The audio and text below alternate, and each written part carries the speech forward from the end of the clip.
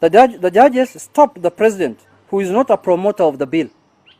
On our part, we assure Kenyans that we shall continue to promote the constitutional amendment bill until it is ratified by Kenyans. As law-abiding leaders, we respect the decision of the court, but we don't agree with it.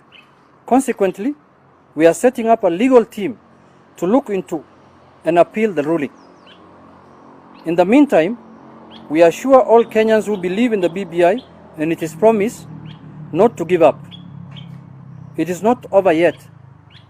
We still believe a new Kenya is possible, that the BBI will give birth to that new Kenya. We will fight to the bitter end for that dream to be realized. We need your support. We need your support so that more money can go to the counties. We need your support so that we can have a ward fund.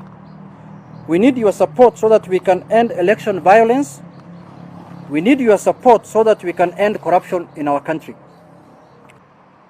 And then also we need your support so that we can have shared prosperity.